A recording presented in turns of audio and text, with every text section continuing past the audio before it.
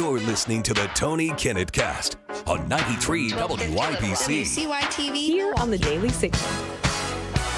How many times on a Friday evening can you say things are getting worse by the second? Usually you have to wait until you're at a holiday party with your colleagues or family to get to that kind of a point. No, welcome to the Tony Kinnett Cast, where there is in fact news that breaks after 4 p.m. And unlike a lot of our friendly network shows and competitors, a lot of other evening podcasts and things, we don't record ours at 11:30 the day before. We actually continually update and write the show to the last minute. And it's a good thing too, because the situation in Somalia is getting even worse than it was earlier today, which is far worse than it was days before. As a reminder, there was a group of Minnesota state employees who created a social media account and all the way back into early 2024 had been trying to tell anyone who would listen on social media, hey, we're a collection. They updated their numbers that grew consistently. There, from at least my research, has not been any misrepresentation of the number of, like, for example, they didn't say, hey, we're a collection of 20 employees today. The next day they said 7. The next day they said 500. They've been consistent in their how many employees they suggested they're representing. They produced Excel spreadsheets, documents. They acted as whistleblowers, trying to say there is serious fraud going on here in Minnesota. And it was ignored. It was ignored by the Tim Walz gubernatorial administration in Minnesota. It was ignored by the Biden administration and his DOJ. The assistant attorney general on civil rights was too busy covering up her own domestic abuse scandals to look into any of the fraud. Immigration Customs Enforcement under the Biden administration was busy getting into fights with the Texas National Guard and Greg Abbott's administration in Texas, rather than doing anything what the kids would call useful. And now we have not just what looks to be a sum of $1 billion of fraud, which is what everyone believed up through yesterday. It could be now between $8 to $10 billion of fraud against those here in the United States. Check it out. Fraud investigators are finding in Minnesota is growing by the day. Kelly Loeffler, who leads the Small Business Administration, says in the 2 days her agency has been investigating the state, they've uncovered at least $1 million in PPP fraud just 2 days in. Several of the whistleblowers in Minnesota have also told lawmakers they believe the total amount of fraud could total up to more than $8 billion. Governor Tim Walz, who is up for re-election, is... Hang on. We'll get to Tim Walz here in just a second. $8 billion. You say, why does it matter what the state legislators are saying? As you may recall, it is Tim Walz administration who targeted these very state employees from Minnesota and Minnesota state legislators because there is a position in the Minnesota state constitution that is ordained to be a part of the Minnesota state legislature. They are the auditor. They are in charge of looking where the dollars go in the budget. Now, here in the state of Indiana, where we're broadcasting from, and to our syndicated partner stations, right now live at least, that would be in Arkansas, in Colorado, in Pennsylvania, your states and commonwealths, if you're listening from there, do not have legislative auditors. You have state level auditors only, or county level auditors. In Minnesota, there are legislative auditors whose job is to call the crap. When there are grants given, yeah, Minnesota used to be like an okay state, believe it or not. And the role of the legislative auditor was to go after grant money or state spending or essentially rumors of using state funds and grants incorrectly. So they didn't have to wait until the state auditor or the county auditor got involved. They were the sifting mechanism for the direct power of the purse from the people of Minnesota and federal dollars coming into Minnesota. And Tim Walz completely ignored and cut out, some would argue illegally, it's one of the things he's being investigated for right now, by the U.S. Treasury Department. You are not allowed to screw with auditors. You are not allowed. From the federal government, if you as a state officer mess around with a county auditor or a county assessor, you are looking at deep, deep, deep trouble from any federal agency, from the Department of Commerce over to the Treasury Department. Now there are more U.S. departments and governmental agencies that are investigating the state of Minnesota and state and federal employees, if you count Ilhan Omar as a congresswoman, then I don't think I've ever seen this many state employees and agencies, this many state agencies investigating, this many federal agencies investigating in one state since the 1920s in Indiana and Illinois, Chicago primarily. Back when Dillinger and Capone were running around, there were like 12 different federal agencies that were investigating at once. Right now, there are anywhere between 13, maybe 14, depending on how Brooke Rollins gets the USDA involved in SNAP investigation fraud in Minnesota. That's unheard of, but it's very, very well deserved. Now, let's dig into why this is so particularly scandalous now. This $8 billion noticed by, again, all of these gaps that the auditor from the legislative branch of the Minnesota government has now noticed, is getting particularly ugly due to an incredible report from Chadwick Moore over at the New York Post. According to Chadwick, U.S. Representative Ilhan Omar's close ties, which we reported on yesterday, to the $1 billion welfare scam in her Minnesota congressional district are being uncovered. Here's how. Now, we showed the video clips of Ilhan talking about the Somali restaurant that was involved in $250 million of the $1 billion initial scandal, where the 70-plus individuals were arrested, the vast supermajority being Somali migrants to the United States. But it goes a little bit deeper. Quote, Omar held parties at one of the key restaurants named in the fraud, knew personally one of its now convicted owners, and one of her own staffers has also been convicted. Both of these convictions, the guy who campaigned for her and one of her staffers, for stealing millions of dollars. Guys, that's insane. That's bonkers. Because staffers are often appointed into positions after essentially previous relationships and favors and local organizations and think tanks and NGO groups. We're going to talk about NGOs in a second. That's really bad. But I'll continue with the article. Omar even introduced the bill when she was a state legislator in Minnesota that led to the $250 million in fraud. In Congress, Omar has advocated for measures and bills that would make it easier for individuals, for example, through the Biden COVID era, to be a part of these fraudulent schemes. Quote, Representative Omar knew who these people were. Personally, she knew people that were making tens of millions of dollars in this program. Now, a little bit of a side note info piece here on producer Nick here.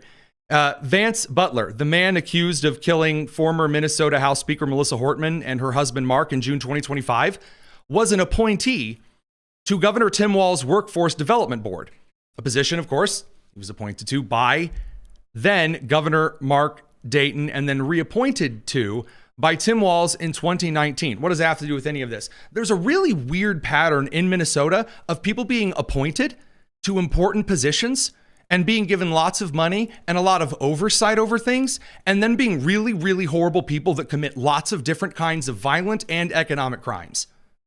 Something is very, very rotten in the state of Minnesota, more so than usual. Now, this is freaking out Ilhan Omar. She's very, very upset about this. And when I say she's upset, she's doing what all people in the millennial age range do. She's taking to social media and like recording videos of herself very disheveled. Here you go. As much as Trump and his cronies want to act like we have no power to respond, the truth is we are more powerful than we think we are. And I want to underscore the importance of using every single leverage. Bad choice of words. Every single leverage? What about the illegal ones? That we have at our arsenal, because we do have a lot of leverage. We need to make sure that those who are collaborating with the authoritarian regime pay a costly price. Oh yeah, that'll make everything just go away. Make some threats to the administration, who I guarantee you that by the end of next week, there will be either a possible indictment or an announcement of an investigation by at least one federal agency into Ilhan Omar's office. Radio crew, we have to send you over to the commercial. We're going to get into more of this because the photos are even worse on the live stream. See you guys in a second. It's the Tony Kinnett Cast. Yeah, we don't have full commercial length commercials over on the live stream. We've got more show just for you. So let's dig into it. Ilhan Omar with the convicted. Here's a compilation of these photos that were procured first by Fox News. Again, credit to the reporting where credit is due. All right, this news just breaking moments ago. Fox News has obtained photos of one of the Somali illegal immigrants wrapped up in the Minnesota fraud scandal, Let's make that photo full screen. With several high-profile Minnesota Democrats, including Congresswoman Ilhan Omar and Governor Tim Walz. The man pictured is Abdul Dahir Ibrahim. He entered the country in 2000 and has had an order for removal since 2004. He also has a prior conviction in Canada for asylum and welfare fraud. ICE tells Fox News Ibrahim was granted temporary protected status for 10 years, but should have never been eligible. Now, we're going to talk about this temporary protected status. And again, I've gotten a lot of heat before for saying that one of the presidents that I like the least in the modern context of presidents is George H.W. Bush. And I get a lot of weird looks for that. This crap is why. George H.W. Bush is the author. He is the architect, the first Bush, after Reagan. That is the man who insisted that what we really needed to do was import buckets of migrants from all of these troubled nations around the world. Because if not, again, George H.W. Bush is the architect of this compassionate conservatism, where instead of recognizing that American citizens need to be taken care of first, and then legal immigrants need to be encouraged to assimilate to become full American citizens, he encouraged this kind of weird community bubbling. And it is one of the reasons we are in a significant issue today. Again, George H.W. Bush did a lot of really good things, but this is something he has earned specific criticism for. Now, we don't have a lot of time. I have to keep going here. The best thing that you can do when you're in a major political crisis is, I guess, go on a podcast with Joy Reid and whine and make it all about race. And I guess saying the only reason that anyone might be mad about this fraud or my staffer's connections to it is because Trump's deranged or something. To me, I know that those of us who are Somali in this country see ourselves as Americans. That's what our passport says. That's what our nationality is. That's the first time she's ever done that ever. She has never. The only time that Ilhan Omar claims to be an American is when someone suggests that she should go back to Somalia. The reason that people suggest that she should go back to Somalia is because she spends every waking second of every single day talking about how she has allegiance to Somalia, all of the laws and the policies should be in benefit of Somalia, everything that we do should be to advance and rebuild Somalia. It's a common theme among Somali immigrants. We're going to get to that in a second. But whenever you suggest, well, if you love Somalia so much, we say this about those who are in the protests and the riots that are waving the Mexican flag. If you love Mexico so much, go there. If you love Somalia so much, go there. And there's like, oh, well, I'm an American. Well, that's the first that I've ever heard of it. You know what? No immigrant to this country who spends their time saying, I love this country. And I'm going to make this clear. The largest American flag that I've ever seen on a residential property was with a Hispanic family who I lived with when I was in college. And by the way, is one of the reasons why I can speak Spanish. They were the most patriotic family. And that group of dudes working, legal immigrants, were the most patriotic dudes. They loved this country. They loved their parents and also some of them and their friend group who came to this country from war-torn countries like Honduras and Nicaragua. They love this country, and I never have ever heard of anyone telling them, and I've reached out and asked, has anyone ever told you guys to go back to where you came from? And they say, no, because we're extremely pro-America. Again, Vance, there was the meme about J.D. Vance being criticized when he told Zelensky to just say, when have you said thank you? There used to be an attitude in this country that once you came here, you were grateful for it. You loved America. And that passion for this place made you more American. If you come here to, yell about Somalia, then, about how great that is and how the money needs to go there, then I've got a great idea of a place that you can go. It's this place called Somalia. We got to bring the radio crew back, and then we've got far more. Don't even get me started on NGOs. It's the Tony Kinnett Cast here on the Daily Signal.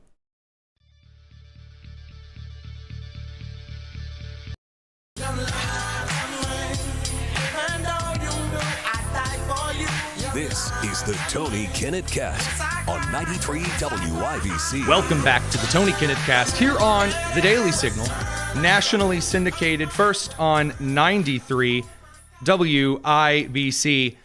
There are a lot of really weird things about Ilhan Omar, as well as a lot of other Minnesota officials being linked with this Ibrahim guy. This Ibrahim who is, what do you think, $250 million in fraud? A conviction on this one individual alone? Yeah, that what's interesting here is the number of people, prominent people that he has been photographed with. We have seen in the Fox News report, Tim Walz. He's been seen with Ilhan Omar, Secretary of State Steve Simon, as well as Senator Tina Smith. Senator Tina Smith, the senior senator of Minnesota. The junior senator of Minnesota, Amy Klobuchar, is very, very upset right now that people are criticizing Somali migrants. She's furious. How could you say such things about Somali migrant? By the way, very rich whenever it is Amy Klobuchar coming to the defense of the little people, given that Amy Klobuchar has more whistleblowings from her own staff in D.C. about physical, verbal, and consistent abuse, chronic abuse to her staff than any other senator in Washington. So Amy Klobuchar, who, spends her days throwing things at the people working for her. I mean, at least Ilhan Omar will hook you up with a nice little bit of fraud. You work for her, but I mean, hey. With Klobuchar, so you have violent, abusive appointees of power. You have the massively corrupt. And a lot of Americans are saying, you know what? Again, as we pointed out yesterday on the show, I'm not seeing any genuine contributions that Somali Americans have made to the United States. It really appears that the only things that they are here for is Somalia. And by the way, right now in Minnesota, about an hour and a half ago, footage from a rally in Minneapolis and St. Paul, or Little Mogadishu, as they call it, of them waving the American flag for Ilhan Omar? No, the Somali flag. Now,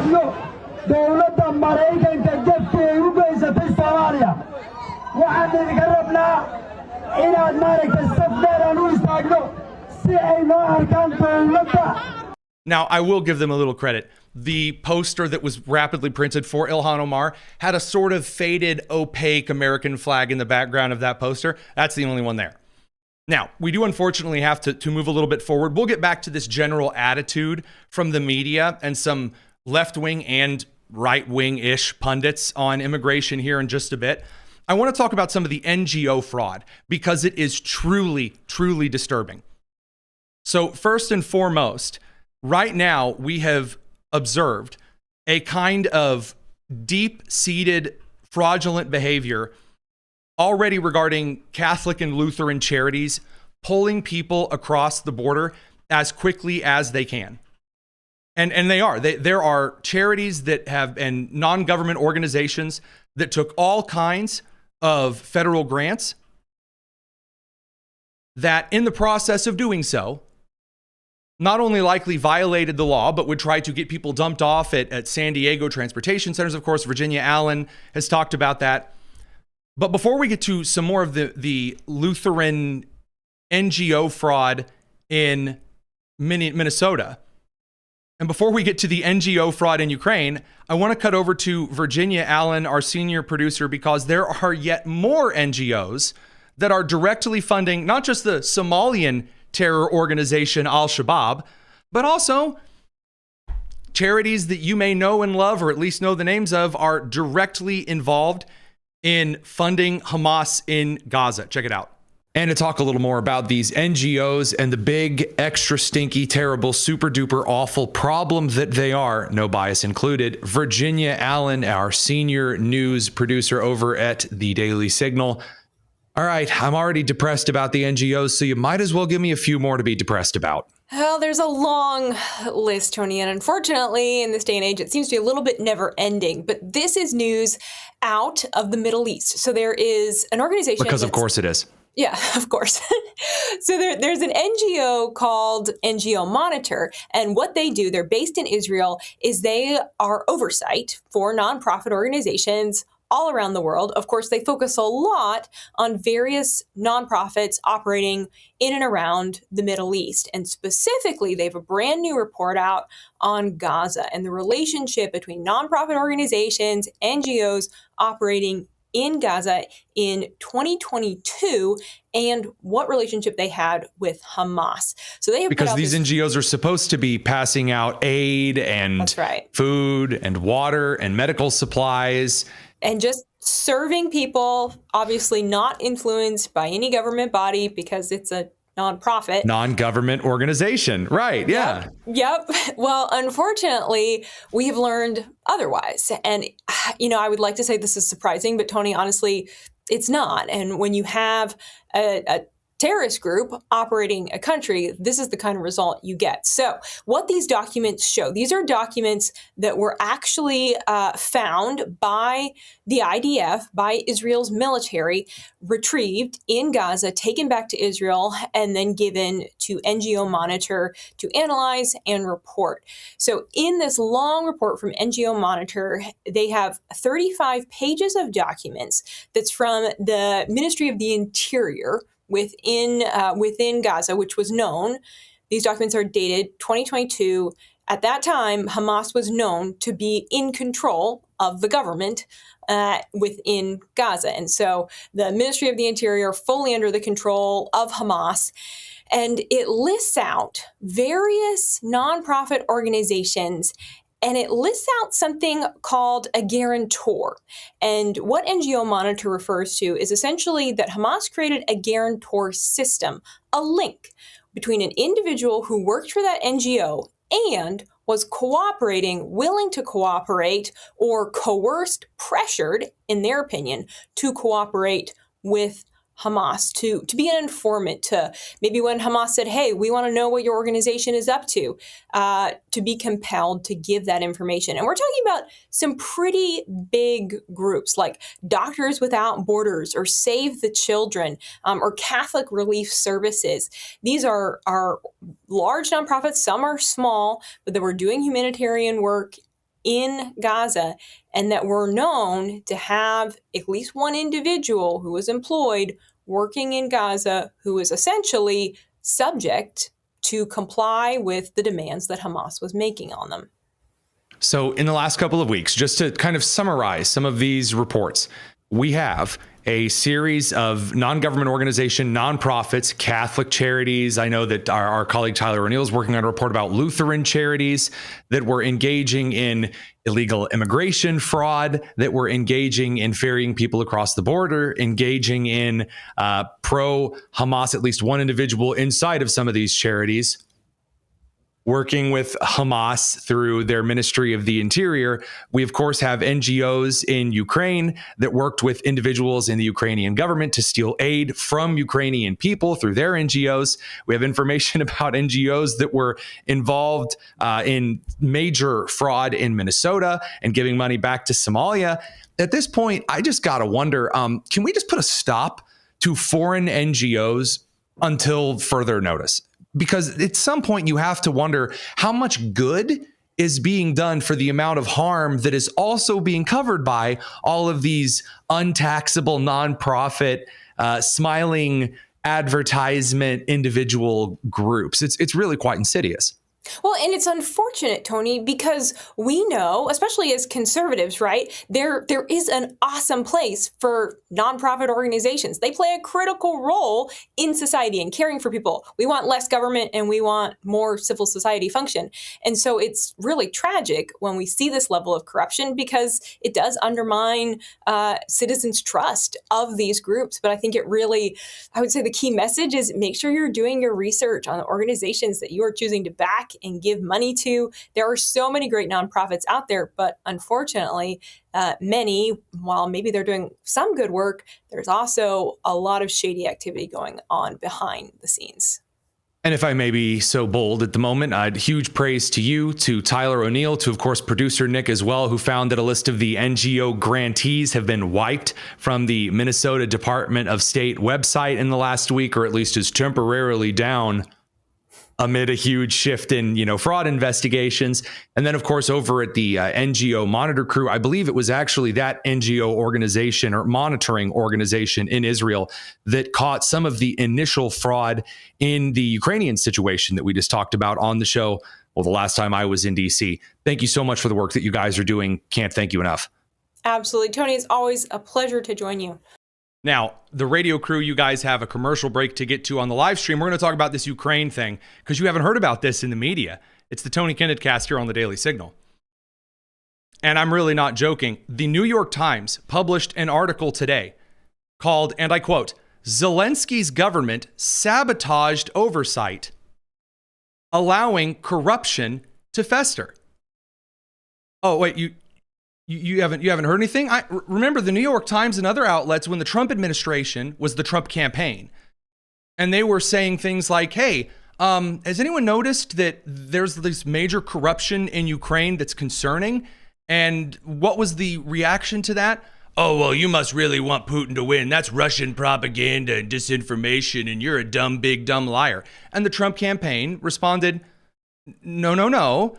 They are stealing the money from not just the people and the governments funding the NGOs, the United States, Western Europe, for example, but also they are defrauding and defunding their own citizens. They are taking money from their own people in eastern Ukraine who are on the front lines fighting for Zelensky's administration. And then, as we talked about with Steve Cortez, as I referenced in my interview with Virginia, the golden toilet. The golden toilet. The Zelensky administration took bunches of money with different individuals in the administration and was so loaded they bought a golden toilet. That's why that story is named that particularly. And then Zelensky used the Ukrainian parliament through an emergency motion to quash their country's version of like the financial FBI, who was investigating Zelensky's administration. None of that has anything to do with Putin's move into Ukraine at all, other than that it is a really gross time to commit these levels of fraud. Well, the New York Times is corroborating this. Oh, I'm sorry. You didn't hear about this yet on the news? Oh, no one, because this would require a lot of Democrats and Republicans to eat a lot of crow. I was told that asking any questions, if you asked any questions about the Zelensky administration, if you alleged that an Eastern European country might be corrupt, because that's totally out of the realm of possibility, then you were pure evil and a Russian mouthpiece. Yeah. What is, apparently Zelensky doesn't study history very much, especially Roman with Nero. What is up with corruption around money and ending up making golden bathrooms or bathrooms made of gold? That's a really good question. I've always been fascinated with that. Why do you want to poop in gold? You know what? We might have to dig into that in mail time. You know, if anybody wants to know about the whole gold bathroom thing, I do have some thoughts on that whole measure, but that's not important for now. We have news. According to reporters Constant Mehut and Kim Barker, quote, "When Russian troops invaded Ukraine, Kiev's Western allies faced a dilemma. Kiev's Western allies faced a dilemma: how to spend billions supporting a government fighting Russia without watching the money vanish into the pockets of corrupt managers and government officials." Hang on a second here. This is the New York Times. To protect their money, the United States and European nations insisted on oversight. They required Ukraine to allow groups of outside experts, known as supervisory boards, to monitor spending, appoint executives, and prevent corruption. Over the past 4 years, a New York Times investigation found, piss off. The Ukrainian government systematically sabotaged the oversight, allowing the graft to flourish. Do you remember when Trump and Vance were in the White House with Zelensky, and he was called out on this? "You've obstructed a lot of the watchdogs on your spending. Americans want to know where the money is gone." And it was, how could he say that? Berate a brave world leader of great exuberance and majesty in the White House. And you didn't see this headline on CNN? Oh, you didn't see that? What was CNN talking about in the last couple of days? What was MSNBC or MS Now talking about in the last couple of days? What has the media been discussing? Well, we're going to talk about that and the racial switching that's occurred. It's the Tony Kinnett cast. We got to bring the radio crew back from commercial. Don't y'all go anywhere.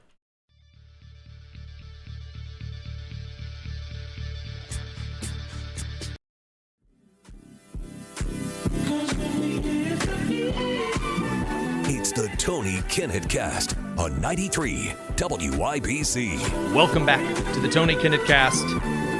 Boy, howdy. While the media was ignoring this, again, New York Times report that came out at 2 p.m. today that said, Trump was kind of right about the questions with, Ukraine. How long is it until, by the way, we have the Trump administration was right about the migrant problem with people from Somalia? We'll get to that in just a second, because right now there is a lot of dunking going on over the brilliant reporting over from Jake Tapper's crew on Brian Cole Jr., the alleged pipe bomber had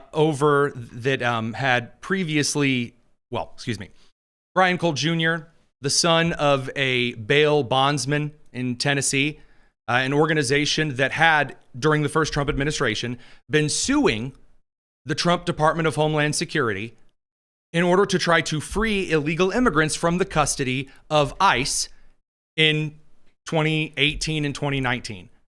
Then 2021 rolls around, and this guy, Brian Cole Jr., takes pipe bombs to Washington, D.C., plants them outside the RNC and the DNC. There's all kinds of footage that corroborates it. Now, there is Representative Thomas Massie of Kentucky very stupidly alleging on X right now that because there was a Walmart egg timer used as the counting device, that means that it couldn't have possibly been set for 16 hours, which appeared to be the detonation time.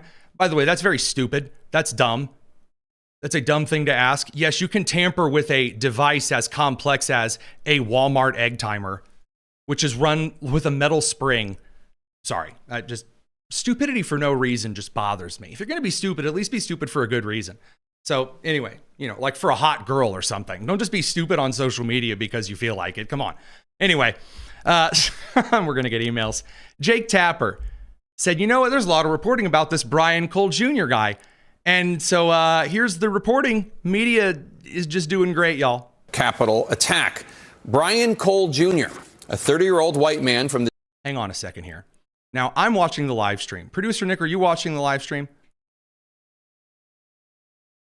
Yeah, you're watching the live stream. All right, we're all watching this here. If you're listening on the radio, I want to tell you, there is a photo of Brian Cole Jr. on the screen. Now, I am not an expert on ethnicity. I'm not an expert on all of these various human soft science studies on like the bone structure or the melanin content or the hairline or the genetic traits passed down by various ethnic groups or whatever kind of pseudoscience. Nick, does this guy look white to you? No.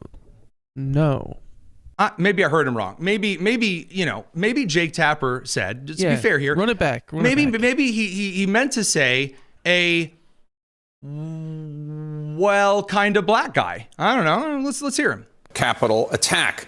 Brian Cole Jr., a 30-year-old white man from the D.C. suburbs. I heard white man.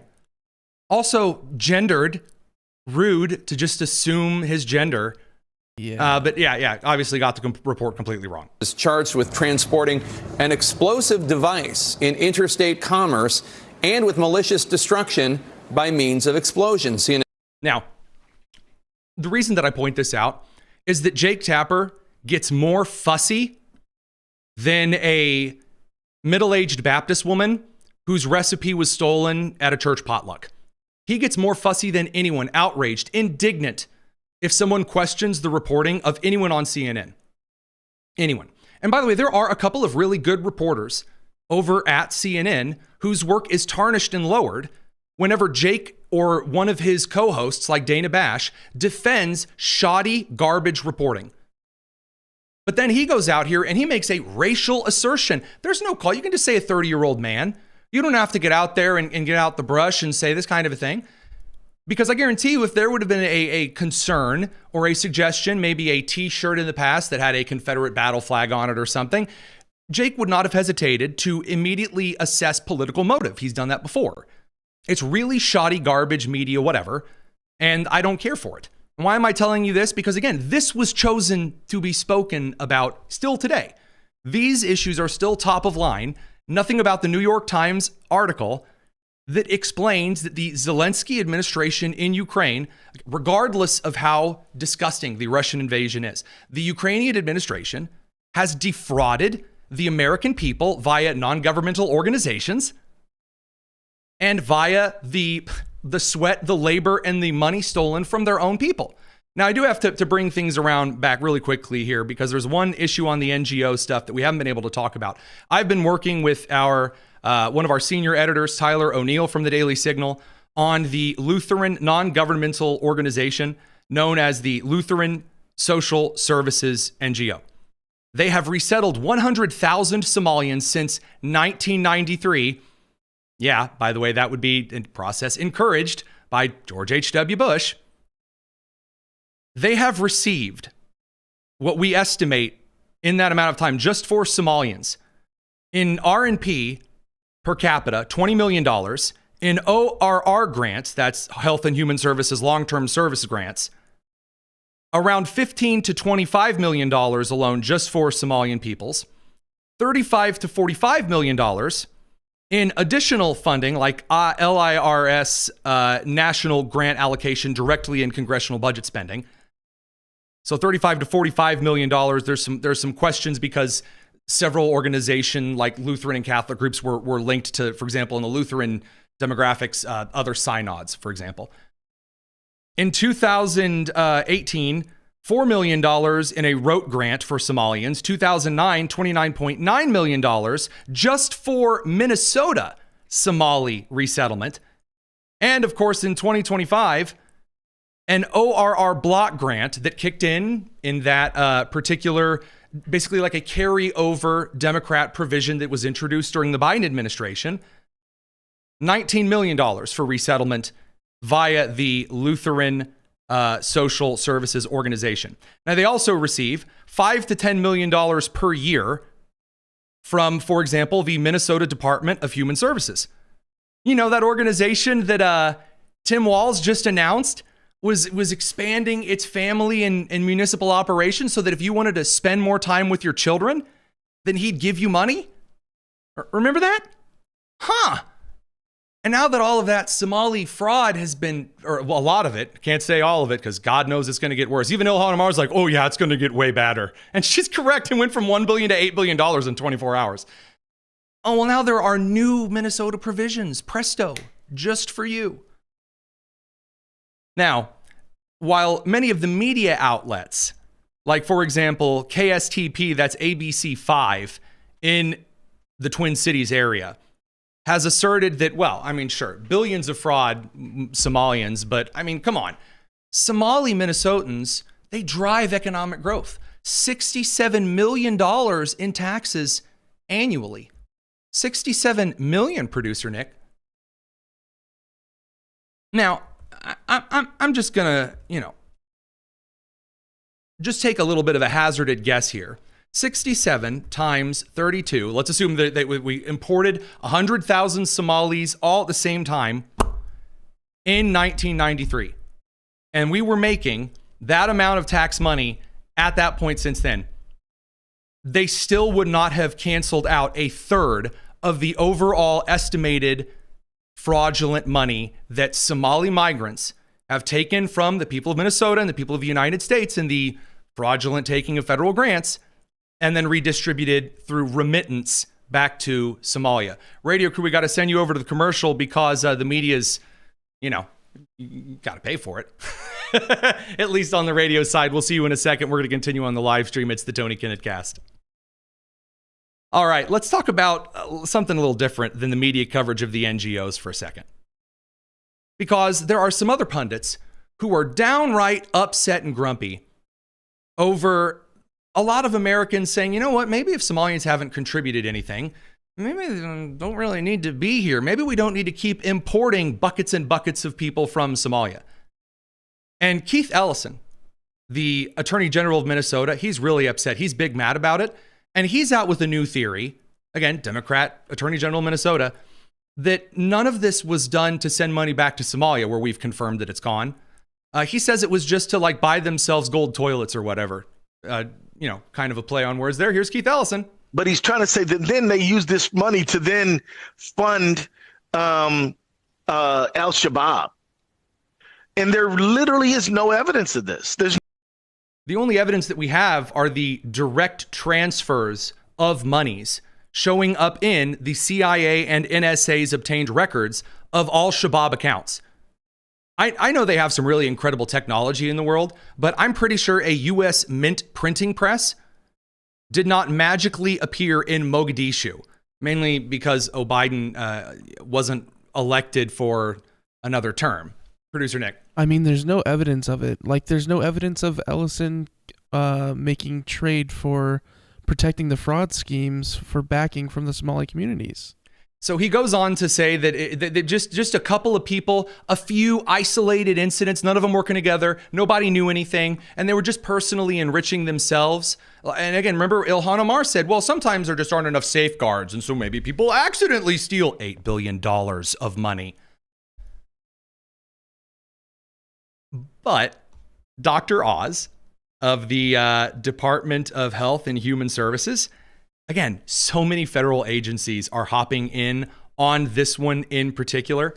You want the receipts? You got them. It's true. A Somali fraud ring in Minnesota stole over $1 billion from Medicaid.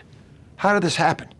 Well, Medicaid programs are run by the states, which in Minnesota means the Tim Walz administration. Governor Walz and the state's other Democrats rely on Somali votes to get elected, so they decided to look the other way because they were afraid of, quote-unquote, political backlash. Don't take my word for it. That's what a Somali-American fraud investigator told the New York Times. When these scammers realized that nobody was guarding the cash register, they went gangbusters. One program designed to provide housing stabilization assistance to patients ballooned to $104 million, when 4 years ago it was projected to cost only $2.6 million. And he goes on to articulate, in too much time that we don't actually have right now to share, that they have individualized receipts and descriptions of this money going then not to people in Minnesota, not even to enrich themselves and buy fancy houses, but back to Somalia. And this is really, really, really, really upset some of the pundits we're going to have to get to in a little bit, because right now there is a lot of outrage over how you actually go about addressing all of this. There's a huge amount of outrage right now over how we actually go about addressing some of this illegal immigration and situation and issues in the country. We got to bring the radio crew back from commercial one last time, so don't go anywhere. We'll be right back. It's the Tony Kinnett Cast here on The Daily Signal.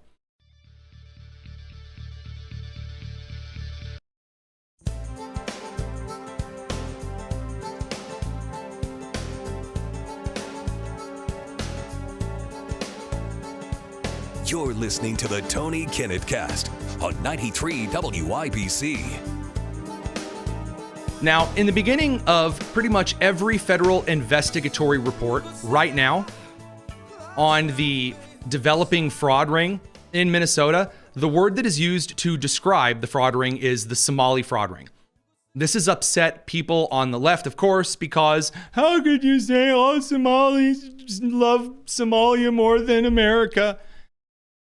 And it's also annoying some people on the right who are trying to virtue signal. There are some kind of older school establishment Republicans who are sitting atop their high horse right now and making the case that, well, you can't just blame all Somalia. That's very terrible. After all, you wouldn't look at someone like in the mob, as one conservative Politico put it, that, well, I mean, you wouldn't say that the Italian mobs were like a white crime ring. Well, yeah, because there were individualized criminal groups that were under specific common denominators. The common denominator for the Somali crime ring in Minnesota is not that they are all black. It is not that they are all Muslim. It is not that they are all straight, or that they all come from families with this many kids, or they come from this income bracket, or that they, no, the common denominator of those who are currently sending remittance monies back to Somalia, who are migrating to this country in order to get their hands on one of these magical things called a U.S. passport, so they can send truckloads of money back to Somalia. The common denominator is they are Somalian. Now, the stupidity that is coming out in the pearl clutching, even on the right, come from people, for example, like Ann Coulter. She doesn't like this statement from Dr. Oz saying the Somali fraud ring. She doesn't care for that. She says, some bad actors in Minnesota's Somali community decided to game the system. I think all Somalis should be blamed for some bad actors, only as long as all white Americans are blamed for some bad actors who own slaves. So far, that's 170 plus years. So the point that she's making is ridiculous. Number two, believe it or not, there are greater common denominators in this particular instance. Least common multiples probably would be the better mathematical term here, that show that Somali is really the right term.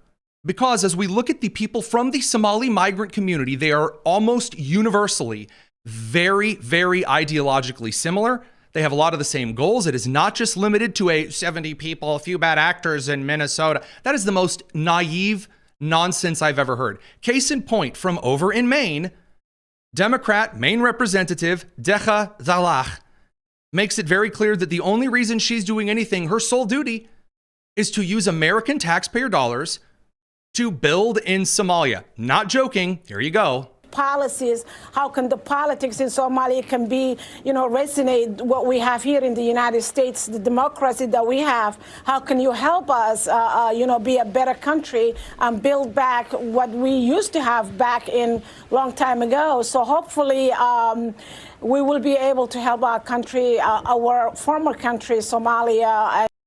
Now, here's my issue. Here would be my issue with the, well, maybe Ann, kind of has a point. Maybe we really shouldn't say, that Somali migrants are kind of the problem. The reason they are suggesting that kind of talk manifests in policy. Right now, the Trump administration says no more immigration for the moment from these 19 countries. No more. Because the majority of issues we're currently having involve migrants from these countries. There is a cultural issue of import. So we're going to stop and we're going to vet everyone who's come from these countries right here, right now, before we do anything else. This natural assumption of innocence of anyone ever, that not only do you have to assume that people out there haven't committed, let me put it this way, this assumption of goodness, not innocence, assumption of goodness, that because someone is an immigrant, they want to come to the United States, that makes them just little house on the prairie fantastic. They gotta be wonderful. It's this George Bushian idea that caused the United States countless dead in the Iraq and Afghanistan wars, because we didn't conquer those countries in those wars. We're like, let's just build a democracy, because after all cultures are the same, and what they really just need is democracy and freedom and kindness. No, as Ilhan Omar admitted, if you bring Somali migrants into an area and you don't set up 800 guardrails and 3,000 security cameras and lock everything up, there will be large amounts of theft and fraud and rape and abuse and violence, because those are cultural hallmarks of people in Somalia. And if your mind immediately goes, oh, well, that's a black problem or that's a Muslim problem, buddy, that ain't me putting that idea in your head. The word that has been used is the least common multiple, the greatest common denominator in this situation. Somali works because it is accurate. And if you don't like that, you say that, well, that's a problem for me. There are cultures that are objectively better than other cultures. And if you don't understand that, by all means, fly to one of these places and have a conversation. They'll tell you to your face. You can probably drive to some of the cities. Again, as I just pointed out, the Democrat Maine Representative Scataglia made it clear what she thought her rule was. We have videos, countless videos, of people in Dearborn, Michigan, of people in St. Paul, Minnesota, in these different migrant communities that make it clear who their allegiance is to, who they are willing to step on or destroy or kill or plunder to get it. And if you don't bring them in, then they pull out the victim card. Well, I'm just coming here for a better life. Yes, at everyone else's expense. I'm not moved. I don't care. Pause it. Just because something is going on somewhere around the world that may be terrible does not mean that that person in a terrible situation somewhere around the world is entitled to a place in the United States with government taxpayer-funded assistance and exceptions and specialties and extra breaks and help that Americans aren't getting. They're not. And you say, well, it's like a really old kind of, Jim Crow-esque idea. No, it is not. Dwight D. Eisenhower made it perfectly clear after the Second World War that the United States needed some standards so that the culture of the United States, which was targeted by different religious and political groups around the world, would be maintained and not ideologically corrupted and subverted from the inside. To suggest otherwise is patent foolishness. And by the way, I also really do enjoy the idea that if the United States just, takes our hands off and stops paying attention, that we won't have massive piracy and swashbuckling on a global scale, which has been shown every time there's a vacuum of a hands-on approach to any kind of a situation. But that said, radio crew, we're going to continue over on the live stream. We will catch you guys very soon. It's the Tony Kinnett Cast here on the Daily Signal. All right. Live stream crew, got some excellent content for the rest of the show this evening. Before we get into mail time, I want to talk a little bit about the redistricting fight in Indiana. We're going to go over to John Fredericks from the Trump news team over in a couple of minutes here.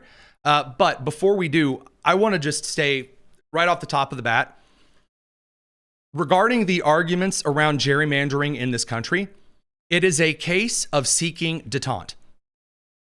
In the Cold War, the United States and the Soviet Union started arming themselves with lots of nukes. And the Soviets started putting a lot of their nuclear sites aimed at the United States. And in kind, the United States placed nuclear sites that were then aimed toward the Soviet Union.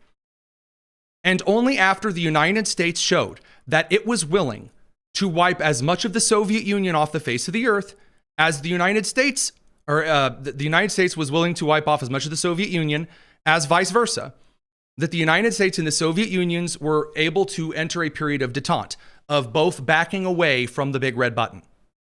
Right now in this country with redistricting, that is what is happening. The House of Representatives is a national game, and different states have obligations to send representatives to Congress via the mapping of their state legislatures. And what you've had in the last couple of decades is an aggressive gerrymandering from blue states like California and Illinois and Washington State and Massachusetts and on and so forth. And Republicans in response did nothing. They just said, well, those states are really bad. What can you do about it? The answer was you can go big and make Democrats very well aware on the left side of the aisle, if you are going to manipulate, if you are going to be fraudulent with the systems put in place by the U.S. Constitution that were argued very explicitly and overtly in the Federalist Papers, in the Constitutional Congress, in the early years of the American experiment, in the Articles of Confederation into the Constitutional United States, that a period of if you start to manipulate this system that was set up, then we will also go all in until you back away and return to a more pleasing to the eye kind of map. And there are a lot of people right now who simply do not want to recognize that there are those in the country that are willing to tear apart anything at all at any time and leave you with nothing. And so right now, Texas is redistricting and Indiana is proposing a redistricting because there is a racially segregated district in the center of our state and in the northwestern portion of our state. There are other Republican states that are considering redistricting because until states that are red are able to say, you want to mess around, we will defend our representation in the House of Representatives, nothing's going to change. Nothing's going to change. Because yes, constitutionally, it is up to the state legislatures to decide how to district. There is no constitutional provision that says, well, if 4 out of 10 voters in your state is Republican and 6 out of 10 voters are Democrats, then you need 4 Republican districts and 6 Democrat districts. That's not what was set up for. Congress was supposed to be directly affected by the state legislature. In the Senate, it was supposed to be the direct election of senators. And the House organized the districts. And then the people voted in the congressional elections. And if they didn't like the map drawn by their state legislature, they voted in a different state legislature. The United States government is built to make you interested in all of the parts at all of the time. Getting involved in one part of the government ruins the rest of it, not caring about the rest. And so with that said, I want to give a little bit of an update on the Indiana situation. I have yet to actually make my case of why Indiana redistricting is necessary. There's a lot of dyspepsia and heartburn about it and a lot of crying and tears and, oh, this isn't fair and, oh, it's terrible. I genuinely believe that right now, in order to reach a period of detente, you have to be willing to show, yeah, I'll press that red button. A good friend of mine, John Fredericks, the man, the myth, the legend, outside of the Statehouse in Indianapolis. Not me. I'm over here on the eastern side of the state. But again, the redistricting fight is in full swing. John, tell us what you know. Well, listen, action, action, action, Tony. Thank you for having me. Lace them up and lace them tight. We got a battle on our hands right here. This vote over the next week by the state Senate in Indianapolis could very much determine the outcome of who controls the House of Representatives come November in these midterms. And of course, we all know if the Republicans lose control of the House, they're going to impeach President Trump on the third day. They're going to drag everybody in for hearings. It's going to be basically a communist takeover. There's nothing we're going to be able to do about it. It's going to stop Trump's presidency cold. That's why this is so critical. And we start right here in Indiana on the heels of, I know you've talked about it, the great victory yesterday in SCOTUS, giving Texas those 5 seats. And basically what SCOTUS says is if the General Assembly mandates a map, we're good. So that's going to take a lot of these off the table on the lawsuits. But here we are.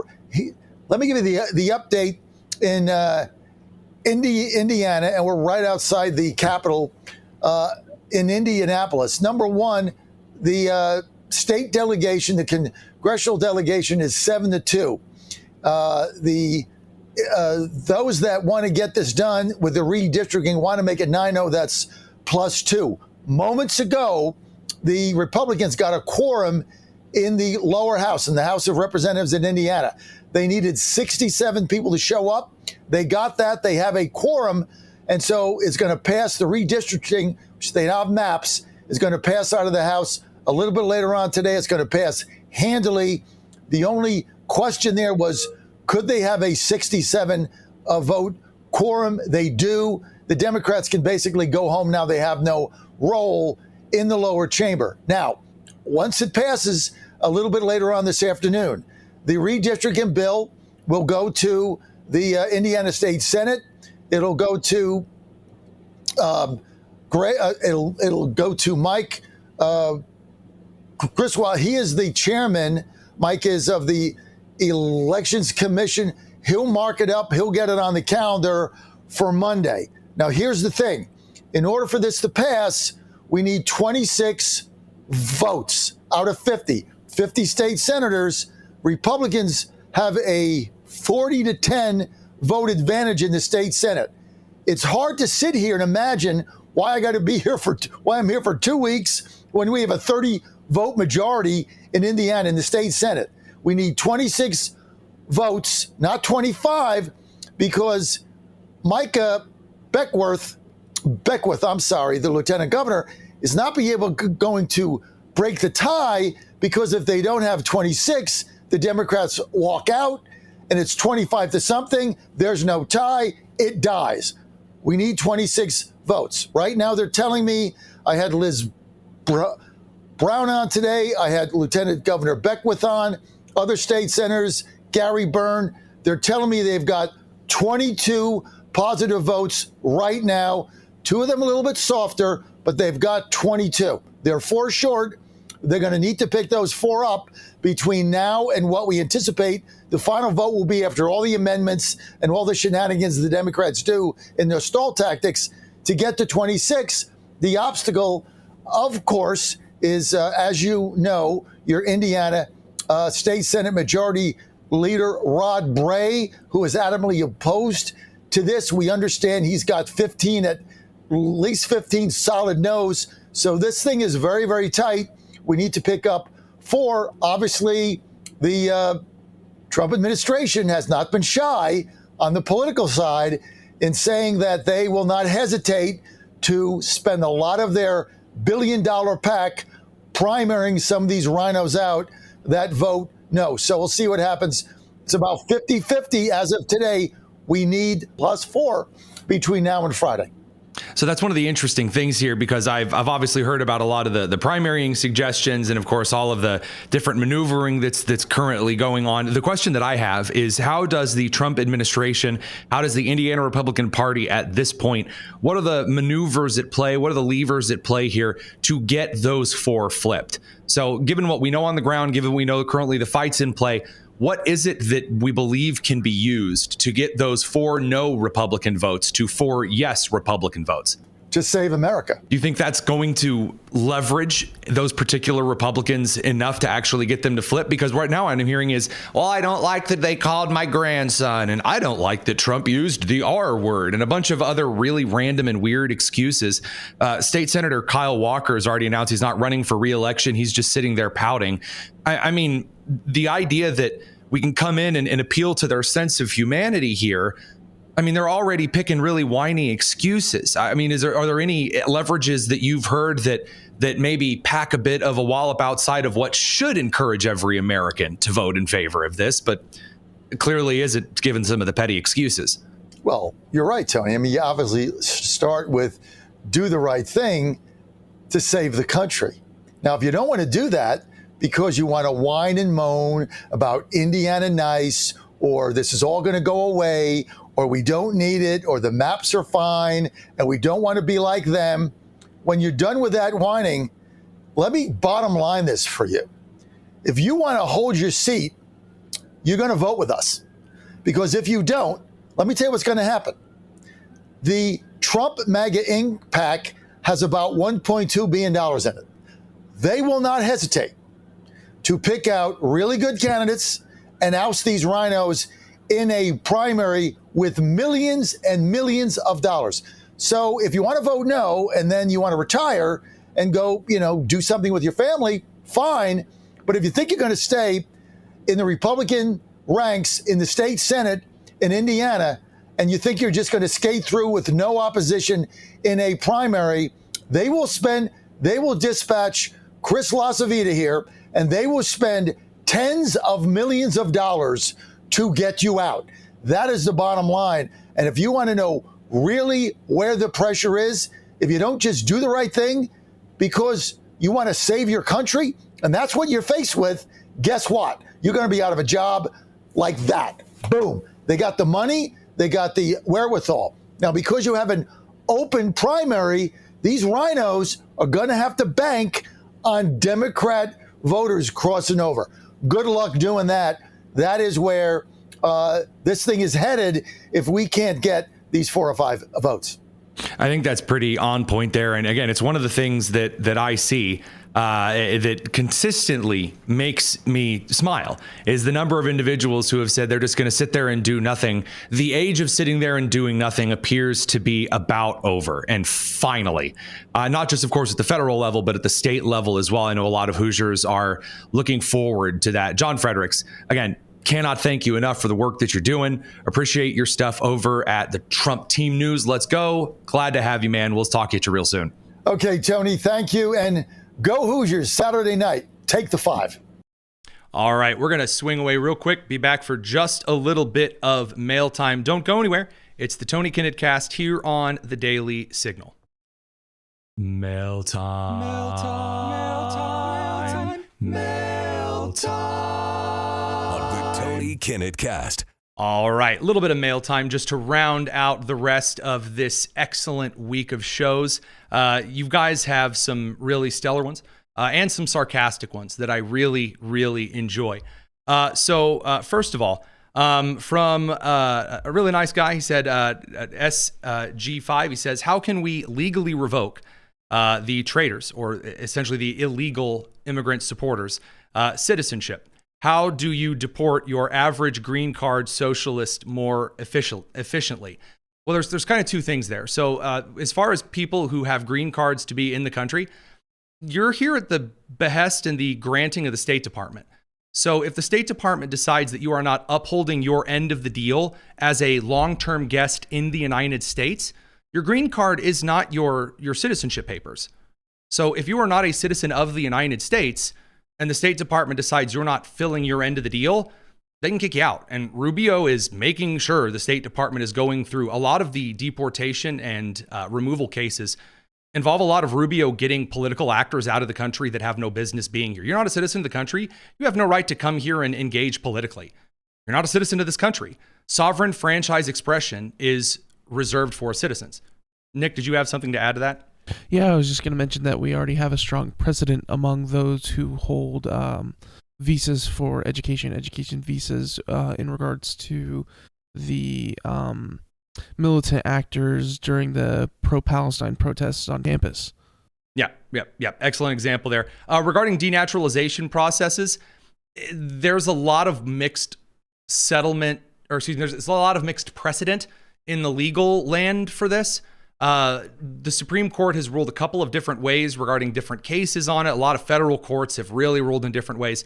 There's not really a way to make that more efficient. The best thing to do regarding denaturalization processes would be to make sure that the laws are upheld in a more strict standard for individuals that commit crimes like fraud. If you commit a certain level of fraud and that comes with a revocation of your citizenship, that's something to discuss, but then you have to consider individuals who might be accused of some kinds of fraud for political reasons. And then what? Like, do they get denaturalized? That is a situation where we haven't really broken into that particular Pandora's box, because you got to kind of wedge that one open with a crowbar. And once it's open, that's a really tough one to shut again. We have enough situations that we're trying to crawl our way back to detente on. We don't really need more, at least right now. This one from Matt. He says, speaking of Operation Arctic Frost, would repealing the Patriot Act have stopped the wiretapping of senators' phones? No. There are lots of other national laws and acts that have been passed since the Patriot Act that are independent of the Patriot Act. And also, judges in this country right now can essentially act pretty much in secrecy whenever they want. They don't actually have to go on the record as certain things like wiretappings and certain kinds of warrants are issued. That's not a Patriot Act thing. That's been since like the 1910s and 20s, the government has allowed that kind of interception. Federal judges have too much power in this country. And by the way, do I have an answer and a solution to that? Not off the top of my head, no. It's just a problem. The best way probably is making an example of judges who abuse it. And then you get into how I think that crimes should be paid for. And I'm not a sit in jail on the taxpayer's dime for 60 years kind of guy. Producer Nick. A bit of foreshadowing. The judge involved in this case, Boasberg, had some impeachment filings put against him. Very, very, very, very true indeed, which we'll look at in the Senate. And also, that'll make more sense in the future. Yeah, maybe next week. I don't want to tease guests that are coming on the show, because anytime on the show we have ever said, hey, this guest is going to be here on this day, things change. Like I'm knocking on wood. Global news that Nick usually manifests into existence. Okay, another excellent question. I've been looking forward to answering this one. This is from Delpix. Hey, producer Nick, and therefore yours truly. Do you remember last night when Tony was talking about the Ulysses S. Grant Reconstruction Administration and how there were states that tried rewording bad laws after the Civil War? What were some of those states that did that? Like, what are the examples? Well, these are the actual Jim Crow laws, not the ones that Democrats, like what they think they're whining about and like everything is a Jim Crow law to those over on the left right now. The actual Jim Crow laws are a series of constitutional amendments and laws passed in states like Mississippi, South Carolina, Louisiana, North Carolina, Alabama, Virginia, Georgia, Florida, and Texas in the also Arkansas and Tennessee. In the late 1800s and Virginia and Texas in the early 1900s, as well as Alabama and North Carolina, that directly attempted to undercut individuals' rights by saying, okay, well, we can't restrict you because we're black, but in Mississippi in 1875, there was they adopted the 14th Amendment to the Constitution, which was the requirement that they ratify the 14th Amendment in order to become a state and stop being part of military districts, which was a disaster. And so in 1890, Mississippi, passed or ratified a new constitution, which said that if you are illiterate or you don't understand certain vocabulary words, then you have to pay a more significant poll tax and you don't get to vote. And that was used because people who were sharecroppers, both white and black, then weren't able to vote. And so that was an issue. In South Carolina, there were literacy tests. There was also an 8-box ballot situation, that's another tale for another time. Louisiana in 1877 had the grandfather clause, which said, well, even though we ratified the 14th Amendment, we didn't mean it, which is weird because New Orleans had the most liberal policies regarding black rights throughout the South's very short existence. But, Louisiana's legislature has always been a disaster. Just ask Huey Long. North Carolina, literacy test. Alabama just adopted an insane series of resolutions for its constitution. Virginia, a literacy and a poll tax. Georgia got really interesting and said there's a cumulative poll tax. So we're going to tax you based on not just your property, but also if you rent, we're going to charge you the same property tax because you're renting on that land to vote, which is nuts. Like if you lived in an apartment building, you would be charged for the property tax of that entire building at the polls. So crazy, crazy stuff there. That led to a couple of violent stabbings. Actually, some of the most violent stabbings in our nation's history happened in 1923 in Georgia because of that specifically. So those kinds of laws in place. I don't want to dig into it for too long, but those kinds of things. Let's see. Next question. Very nice. Can Tony run for Congress? Is it feasible, or is it the concern based in, I have a shoe, I don't want to give that up? I'm saying Tony clearly cares, so what are the hold-ups? Why not run for Congress? Well, I assume by I have a shoe, I don't want to give it up, you mean I have something good going, so why would I want to pass up, give up the show and run for office? I'm going to be honest with you, that's part of it. I really don't want to stop doing what I'm doing now because I love this. I love getting to talk to you guys and go into some news and hear from you and cover this kind of stuff. It's fun. Congress sucks.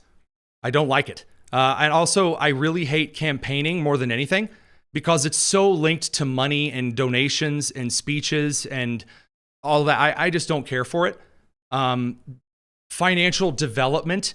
I used to raise money for a robotics team in Knightstown, Indiana that I coached, and I didn't like it. I don't know. I've just always been kind of against asking people for money.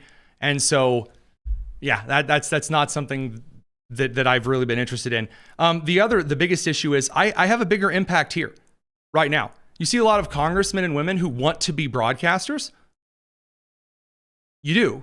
I mean, goodness gracious, if you don't think that Marjorie Taylor Greene has spent more time trying to be an influencer than a congresswoman, pay attention to her social media. You see this on the left side of the aisle, the right side of the aisle. People want to be in media. That's why they're on camera all the time. I'll be on camera all the time. I'll do that. You do your job.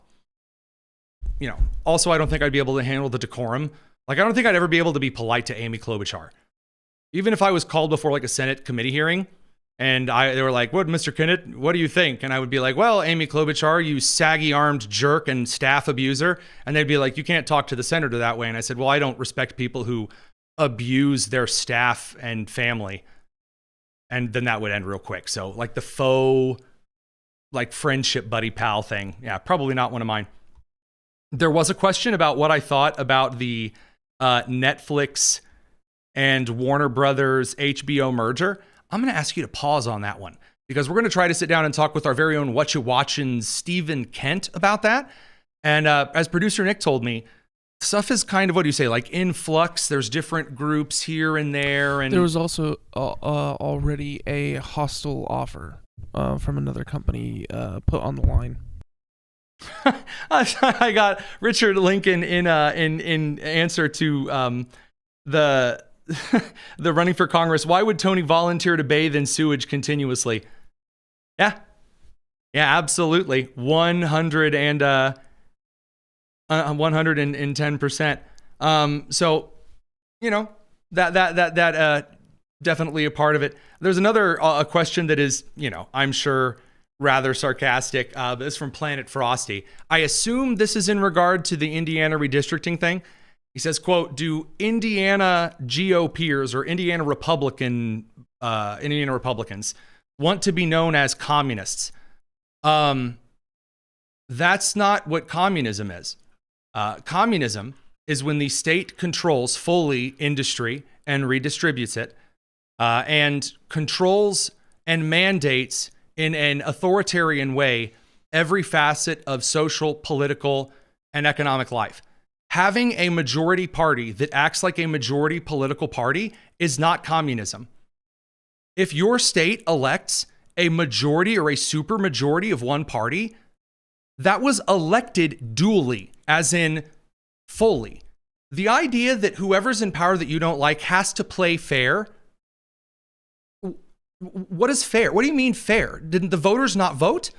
Tell me, who in Indiana doesn't have a right to vote? Who out there? Tell me these people that their votes don't count. You say, well, but there'll be Democrats in Indianapolis who won't be able to vote with all the other Democrats.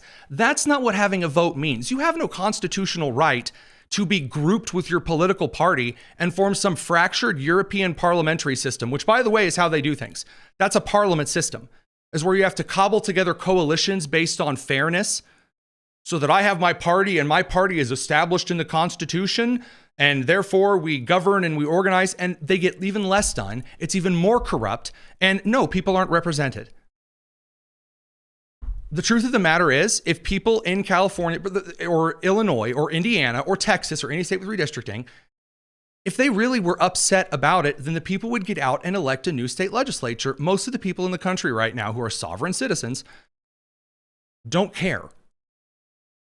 And the idea that you need to make the government carry more weight because citizens do not care enough to run the government the way that citizens should is a bad way of doing things. Don't create a government that's mommy.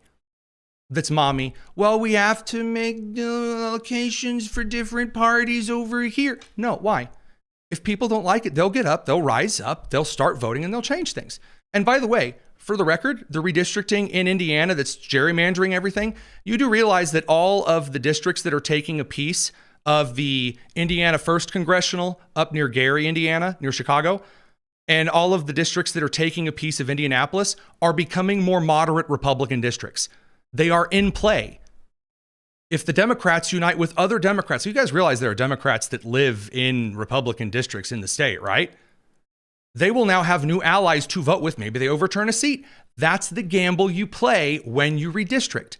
It's one of the reasons that J.B. Pritzker, the governor of Illinois, and champion Golden Corral investor and blackjack dealer extraordinaire or player, that's one of the reasons why he can't redistrict Illinois or gerrymander it any harder.